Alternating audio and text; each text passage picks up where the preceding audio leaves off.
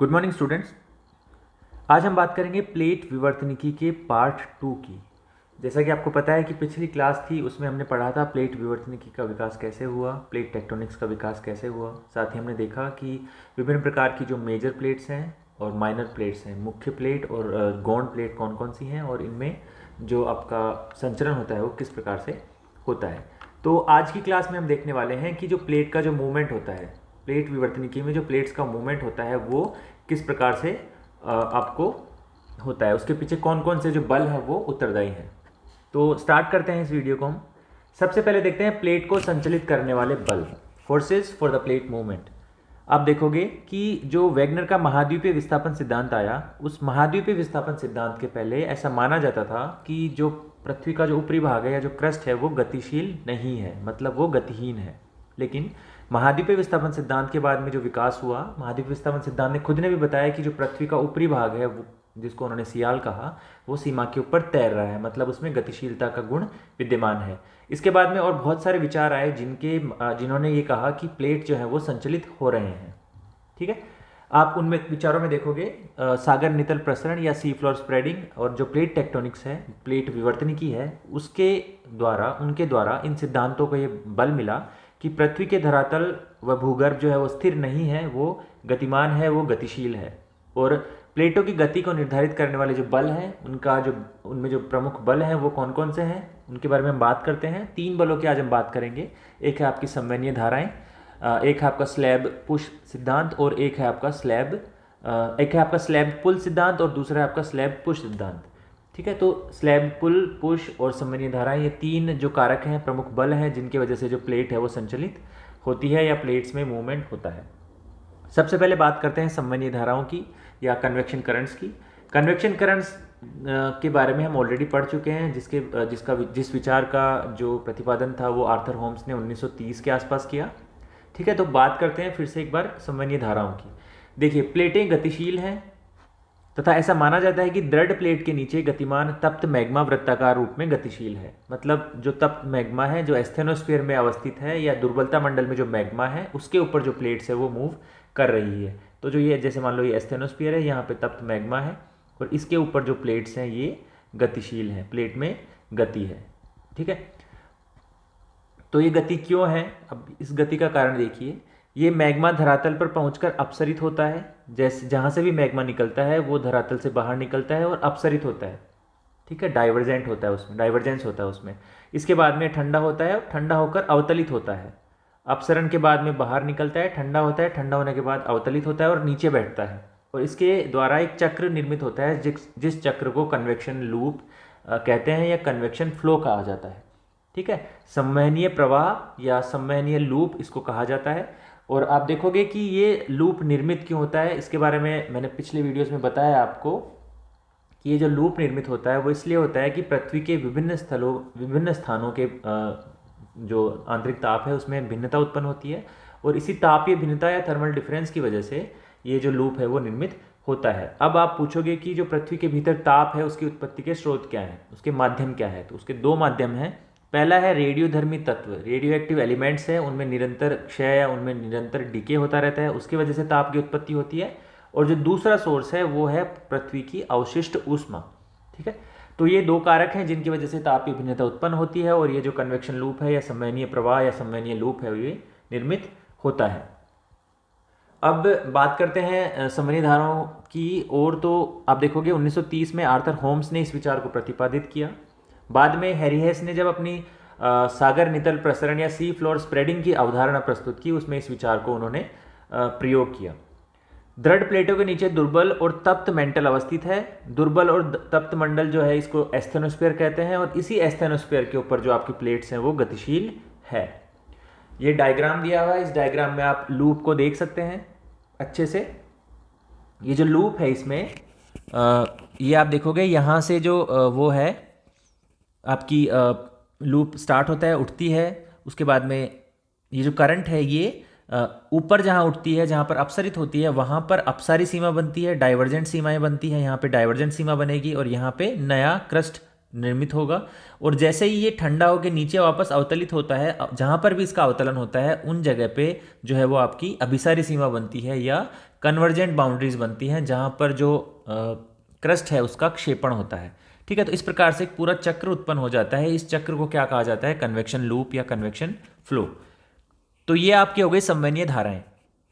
संवहनीय धाराओं के बाद में आप देखोगे तो दूसरा सिद्धांत है वो है स्लैब पुल सिद्धांत। जैसा कि इसके नाम से ही लग रहा है आपको, स्लैब पुल सिद्धांत। स्लैब पुल एक खिंचाव बल है जो अधिक घनत्व वाली महासागरीय प्लेट के मेंटल के ऊपर क्षेपण के कारण उत्पन्न होता है।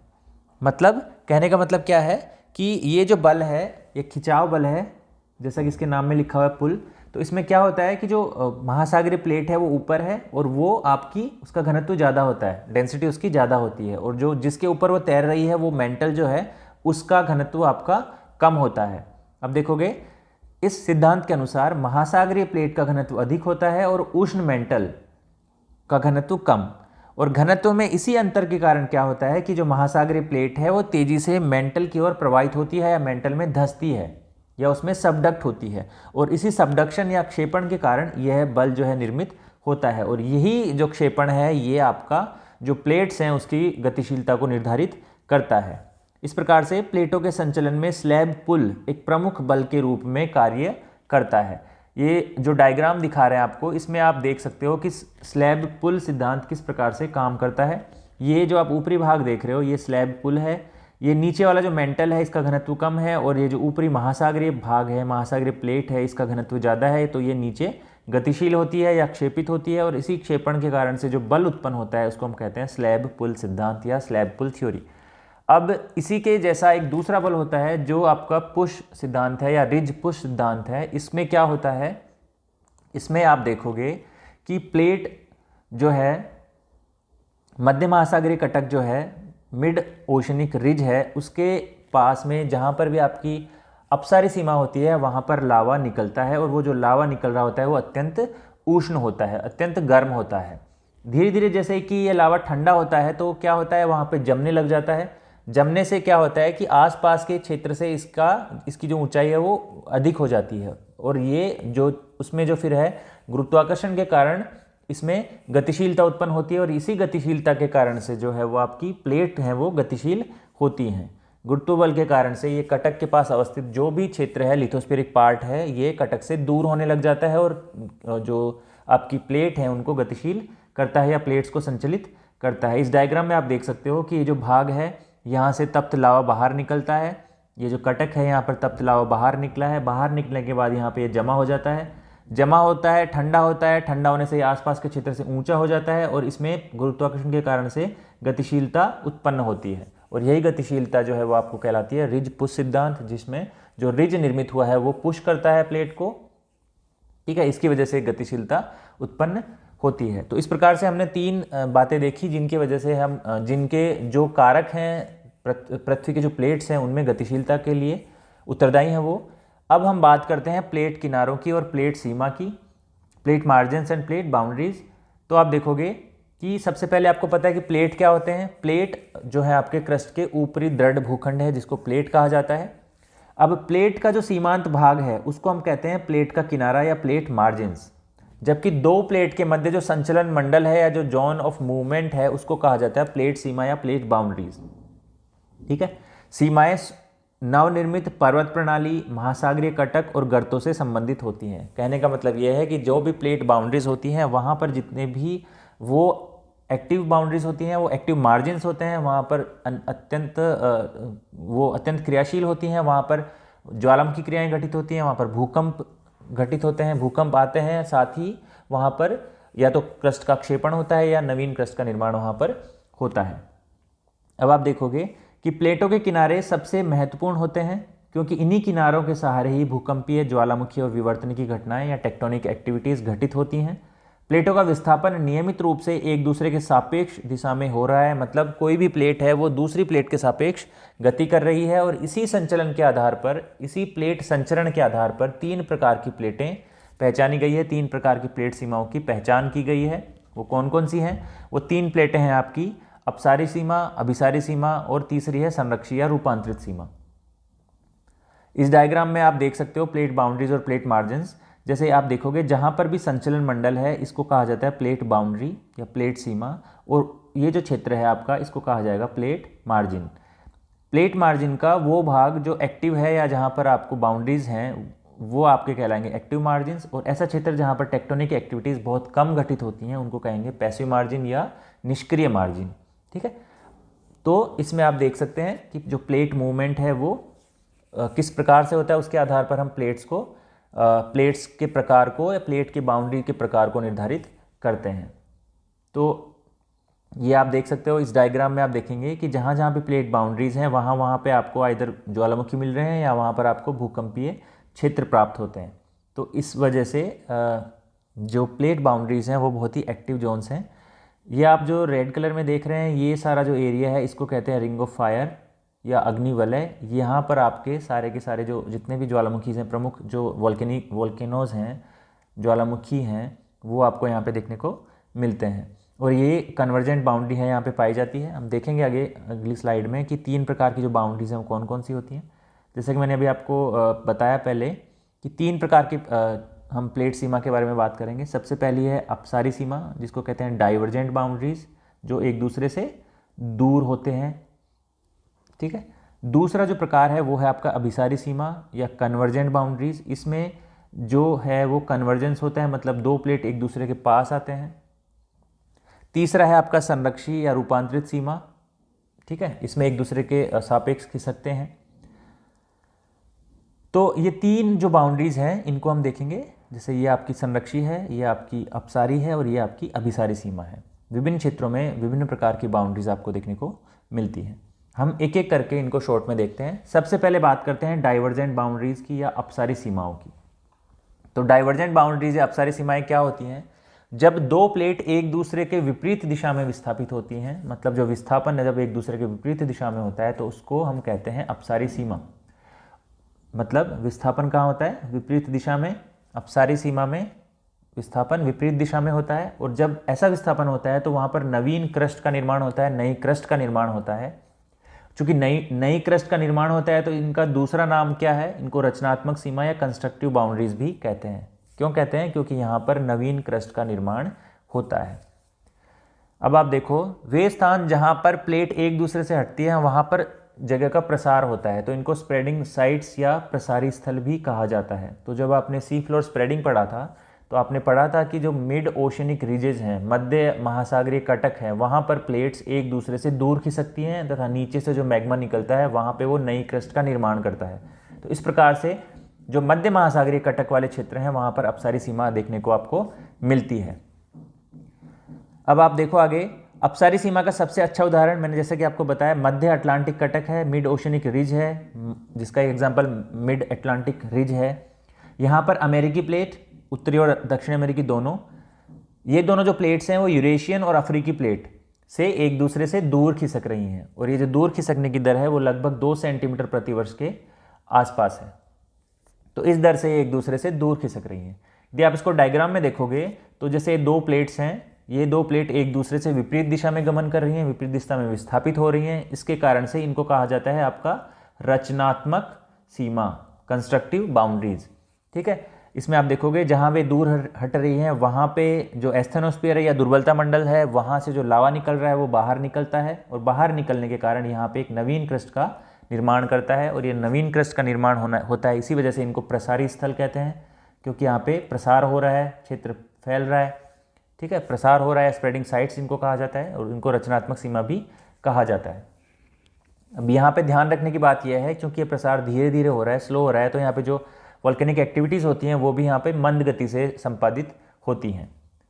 अब अगला जो प्रकार है वो है आपका अभिसारी सीमा या कन्वर्जेंट बाउंड्रीज। तो अभिसारी सीमा का मतलब क्या हुआ? अभिसारी सीमा का मतलब है कि वो क्षेत्र जहाँ पर एक प्लेट दूसरी प्लेट के नीचे क्षेपित होती है, मतलब वहाँ पर अभिसरण होता है, एक प्लेट जो है वो दूसरी प्लेट के नीचे जाती है। तो ये जो क्षेत्र है उसको कहेंगे अभिसरण क्षेत्र या सबडक्शन, जो कन्वर्जेंट जोन। और जो प्लेट नीचे जाएगी तो यहाँ पे जो सबडक्शन होगा तो इससे द्वारा निर्मित क्षेत्र को कहा जाएगा क्षेपण क्षेत्र या सबडक्शन जोन। तो एक बार फिर से देखते हैं, अभिसारी सीमा का मतलब यह है कि ऐसा क्षेत्र जहाँ पर एक प्लेट दूसरी प्लेट के नीचे क्षेपित होती है या विनाशित होती है, इस प्रकार के प्लेट्स को कहेंगे अभिसारी सीमा। और यहाँ पर चूंकि क्रस्ट का विनाश होता है, इसके कारण से इनको विनाशकारी सीमा भी कहा जाता है, डिस्ट्रक्टिव बाउंड्रीज भी इनको कहा जाता है। और वो स्थान जहाँ पर एक प्लेट दूसरी प्लेट के नीचे अधिगमित होती है या क्षेपित होती है, तो इसको कहा जाता है क्षेपण क्षेत्र, सबडक्शन जोन। ये अभिसरण आपका 3 प्रकार से हो सकता है। ये डिपेंड करता है कि जो आपकी प्लेट है वो किस प्रकृति की है, उस प्लेट की प्रकृति महासागरीय है या उस प्लेट की प्रकृति महाद्वीपीय है। तो आप देखोगे तो महासागरीय प्लेट यदि एक दूसरे के मध्य यदि गमन होता है, महासागरीय और महाद्वीपीय के मध्य होता है तो अलग नाम होगा, महासागरीय होगा तो अलग नाम होगा। सबसे पहला जो है वो आपका है महासागरीय महाद्वीपीय। यदि एक प्लेट महासागरीय प्रकृति की है और दूसरी प्लेट महाद्वीपीय प्रकृति की है तो इनको कहेंगे महाद्वीपीय महासागरीय प्लेट संचलन। जैसे रॉकीज और एंडीज पर्वत हैं वो इस प्रकार के एग्जाम्पल हैं। दूसरा है आपका इसमें महासागरीय मतलब ओशनिक प्लेट्स मूवमेंट। तो आप देखोगे जापान, फिलीपींस, इंडोनेशिया आदि द्वीप समूह निर्मित हुए हैं। उन द्वीप समूह के निर्मित होने का कारण है महासागरीय प्लेट्स का अभिसरण। इसके बाद में तीसरा जो प्रकार है वो है महाद्वीपीय प्लेट संचलन। तो हिमालय की जो उत्पत्ति हुई है वो इस प्रकार से हुई है कि अफ्रीकन प्लेट और यूरेशियन प्लेट है, उन दोनों के मध्य गति हुई, दोनों महाद्वीपीय प्रकृति की हैं और इसकी वजह से जो है आपका हिमालय उत्पन्न हुआ। तो ये हो गया आपका अभिसारी सीमा।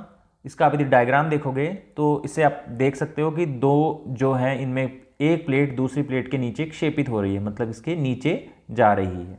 तो ये जो क्षेत्र है इसको कहा जाता है क्षेपण मंडल। और इस प्रकार की जो प्लेट बाउंड्री है इसको कहते हैं अभिसारी सीमा या कन्वर्जेंट बाउंड्रीज। अब आप नेक्स्ट स्लाइड देखिए। तीसरी प्रकार की जो प्लेट है वो है संरक्षी या रूपांतरित सीमा, ट्रांसफॉर्म बाउंड्रीज जिसको कहा जाता है। ठीक है, यहां पर न तो क्रस्ट का निर्माण होता है और न ही क्रस्ट का विनाश होता है तथा प्लेटें एक दूसरे के सापेक्ष क्षैतिज दिशा में गति करती हैं। तो इस प्रकार की प्लेट्स को क्या कहा जाता है, इस प्रकार की सीमाओं को क्या कहा जाता है, इस प्रकार की सीमाओं को कहा जाता है संरक्षी या रूपांतरित सीमा। चूंकि यहाँ पर न निर्माण होता है ना विनाश होता है, इसलिए इनको कहा जाता है संरक्षी या रूपांतरित सीमा। रूपांतरित भ्रंश जो है दो प्लेटों को अलग करने वाला तल है, मतलब जिसके सापेक्ष जो क्षैतिज गति होती है उस भ्रंश को कहते हैं रूपांतरित भ्रंश। और सामान्यतः मध्य महासागरीय कटकों के साथ ये लंबवत स्थिति में आपको देखने को मिलते हैं। इसका एग्जाम्पल आप देखोगे तो जो सैन एंड्रियास फोल्ट है कैलिफोर्निया का, वो इसका सर्वोत्तम उदाहरण है जहां पर संरक्षी या ट्रांसफॉर्म प्रकार की सीमा आपको देखने को मिलती है। तो ये हो गई तीनों प्रकार की सीमाएं जो आपको अच्छे से ध्यान रखनी है। इसकी नेक्स्ट क्लास में हम देखेंगे, इन तीनों को एक साथ कंपेयर करने की कोशिश करेंगे। आज के लिए इतना ही था। एक डायग्राम आप देख सकते हैं, ये जो है ये आपका एक दूसरे के सापेक्ष जो सापेक्ष गति होती है, एक दूसरे के उसमें जो सापेक्ष क्षैतिज गति जो यहाँ पे देखने को मिल रही है, जिसमें न तो विनाश हो रहा है और न क्रस्ट का निर्माण हो रहा है, ये आपकी कहलाती है संरक्षी सीमा। अब ये जो डायग्राम है इसमें आप देख सकते हो विभिन्न प्लेट्स का मूवमेंट, मतलब कौन सी प्लेट किस दिशा की ओर गमन कर रही है। तो ये आप जो देख रहे हो यहाँ पे जो गमन हो रहा है वो है आपका ट्रांसफॉर्म फोल्ड जैसा। यहाँ पे आप देखिए ये जो प्लेट मूवमेंट हो रहा है ये हो रहा है अपसारी। इसी प्रकार से जो सबसे इसमें और भी आप देखेंगे तो जो मध्य अटलांटिक कटक है, कटक है आपकी ये मध्य प्रशांत जो मध्य अटलांटिक कटक है, मिड अटलांटिक जो रिज है, ये सारा जो आपको एरिया दिख रहा है ये प्रमुख एक परत क्षेत्र है जहाँ पर अपसारी प्रकार का जो आपको देखने को मिलता है, मतलब यहाँ पर दोनों एक दूसरे के विपरीत दिशा में गमन करती हैं। इस प्रकार से मैंने जब आपको बताया अभी कि ये जो देखिए अब हिमालय की जो उत्पत्ति हुई है वो अभिसरण से हुई है, कन्वर्जेंस से हुई है। यूरेशियन प्लेट और इंडियन प्लेट हैं एक दूसरे की तरफ इन्होंने गति की है, इसकी वजह से जो है वो हिमालय उत्पन्न हुआ है। तो इस प्रकार से आप देख सकते हो कि अलग अलग जगह पे अलग अलग प्रकार के आपको प्लेट बाउंड्रीज के मूवमेंट देखने को मिल रहे हैं।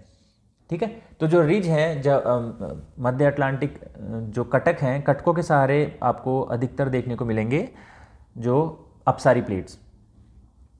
ठीक है, तो ये आपकी प्लेट्स के प्रकार बाउंड्रीज के प्रकार हमने आज पढ़े। जो नेक्स्ट क्लास होगी इसमें हम इन्हीं बाउंड्रीज के प्रकार को एक बार फिर से देखेंगे शॉर्ट में, इनको कंपेयर करेंगे, तीनों की तुलना करेंगे। इसके साथ ही हम देखेंगे कि प्लेट विवर्तनी की सिद्धांत है उसके पक्ष में क्या तर्क हैं और उसकी आलोचना के जो पक्ष हैं वो कौन कौन से हैं। साथ ही हम इसको कंक्लूड करने की कोशिश करेंगे। तो आज के लिए इतना ही। Thank you very much.